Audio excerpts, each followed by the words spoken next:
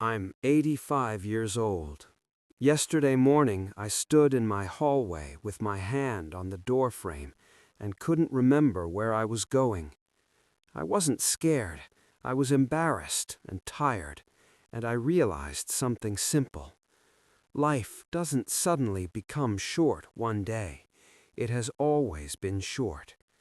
When you're young, you just don't believe it. I live alone now. The kettle boiling is the loudest sound in the house. I still make tea out of habit and sit by the window. Outside, people hurry like time will wait for them. I used to walk like that too, certain I'd always make it in time. When I was young, I believed being responsible was the same thing as being loving. My father didn't say much, but he worked hard, paid the bills, kept the roof over our heads. So I grew up thinking that was what a good man did. In my 20s, I took overtime whenever it appeared, not because I loved the work, but because I was afraid of being seen as useless. I thought if I stayed busy, life would stay steady and happiness would show up later. I met my wife, Margaret, when I was 26. We started with ordinary days, cheap dinners, small laughs, winter walks where she'd slip her hand into my coat pocket to warm it. Then we had children, and I started living on that dangerous word, later. Later, I'll slow down. Later, I'll take them out. Later, I'll listen better. Later, I'll be present. The cost came quietly. First, a missed school meeting. Then a birthday dinner where I arrived after the candles were blown out. I apologized, explained, promised next time. But when you say next time too often, it stops meaning. Children don't stay in the doorway waiting forever. They learn how to live without you. My daughter once stood in the kitchen doorway like she wanted to tell me something. I didn't look up from my papers. I said, "Give me a minute." She said, "Never mind," and walked away. I never found out what she wanted to say. Some regrets don't even come with details. They come as missing pieces you can't put back. Margaret and I didn't collapse in a dramatic way. We just grew quiet. She stopped telling me small things because I was always half listening. Our dinner table got calmer, and I told myself that was normal, that it was adulthood. I didn't understand that love isn't only money and stability. Love is attention. Love is sitting down when someone asks you to sit down.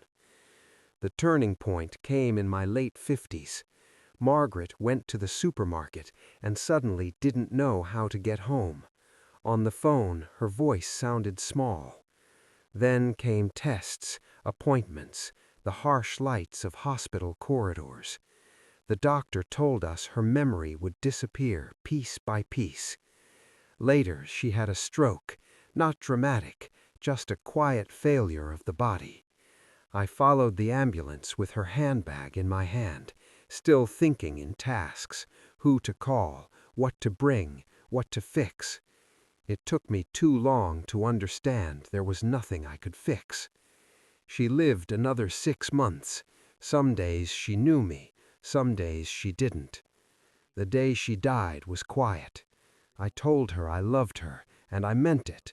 But I also knew love shouldn't only show up on the last day. It should show up on the ordinary nights you treat like they don't matter. After she was gone, the house felt hollow. The children came, helped me, ate with me, then went back to their own homes. They have their own lives, and that's right. What hurt was realizing closeness isn't something you can demand at the end. Relationships aren't a faucet. You can't turn them on late and expect warmth to appear. There are things I can't repair. I can't go back to that kitchen doorway. I can't go back to those school plays. I can't go back to the winter walks and stop myself from rushing. Time isn't a debt you can pay later. So I won't tell you what to do. I'll only tell you what I learned too late. Don't treat later like it's promised. The day you think is ordinary is your life. The conversation you delay might be the last one. The person you assume will still be there might suddenly be gone. Now I sit by the window and watch the streetlights come on one by one. My world is smaller, but the truth is clearer. When someone is still beside you, be there fully, not just your body, your heart. Life is short. I'm 85, and I learned it the hard way.